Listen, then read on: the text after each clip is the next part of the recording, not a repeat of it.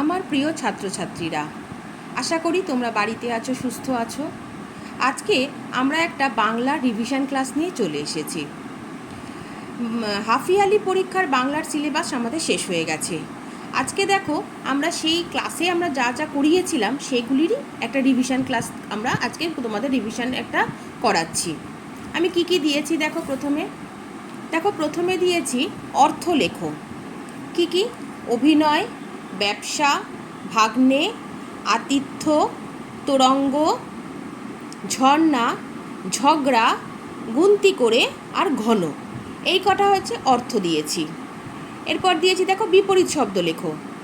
ঝগড়া, যাওয়া, শহর, আশ্রয়, ভরা, বাদল, শুকনো আর সুন্দর, এ কটা দিয়েছি বিপরীত শব্দ। অর্থ বিপরীতে তোমরা এইভাবেও করবে, লিখেও করবে, আর কি করবে, অর্থ একদিকে অর্থের শব্দগুলো লিখবে, একদিকে উত্তর লিখে যে বাম দিক ডান দিক মেলাও সেটাও করবে। এবার দিয়েছি দেখো বাক্য রচনা করো। কি কি? ছাতা, চাষি, গান, ফুলদানি, এই চারটে দিয়েছি বাক্য রচনা। এছাড়াও তোমরা নানা অন্যান্য শব্দ দিয়েও বাক্য রচনা করবে, আর অন্যান্য অর্থ বিপরীতগুলোও করবে, যেগুলো ক্লাসে আমরা করিয়েছি। এরপর দেখো দিয়েছি কি যুক্তবর্ণ ভেঙে দেখাও ও একটি করে শব্দ লেখো। এগুলো আমরা অনেকবার করেছি, যেমন হয় রফলা, দন্তের শয় ফয়, পয় রেফ, লয় লয় আর কয় কয়। সরি, এটা দন্তের শয় থয়। হয় রফলা, দন্তের শয় থয়, পয় রেফ, লয় লয় আর কয় কয়। রেফে আবার বলছি, রেফ কিন্তু সবসময় রটা আগে উচ্চারণ হয়। র যুক্ত প, র যুক্ত ক, কয় রেফ হলে হবে র যুক্ত ক, পয় রেফ হলে হবে র যুক্ত প।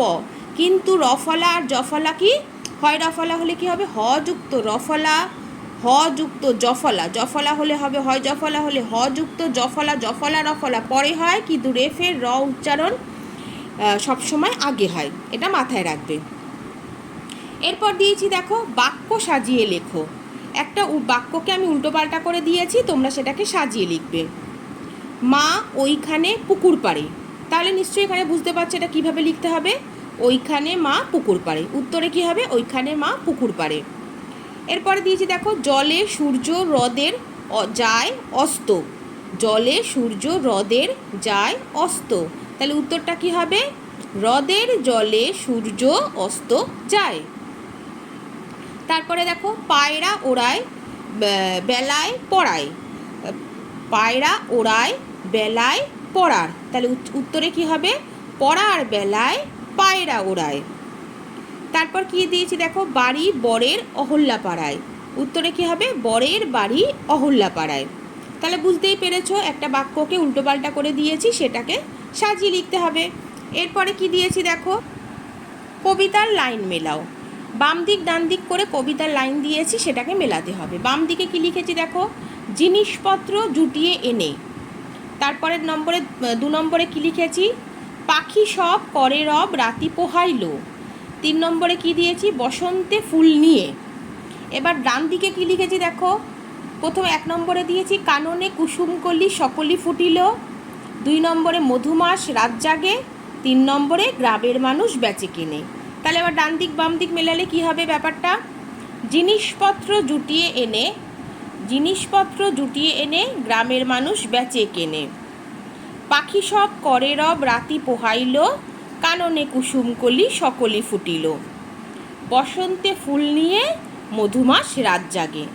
তাহলে এইভাবেই তোমরা অর্থ বিপরীত, বাক্য রচনা, কবিতার লাইন মেলাও, বাক্য সাজিয়ে লেখো, যুক্তবর্ণ ভেঙে দেখাও, পূর্ণ বাক্যে উত্তর দাও, 2-1টি শব্দে উত্তর দাও, এগুলোই আমরা ক্লাসে করাই। আজকে রিভিশনের মধ্যে এই কটা দিলাম, আবার পরের ক্লাসে আমরা অন্য রিভিশন করব। তাহলে ক্লাস এই অবধি থাক।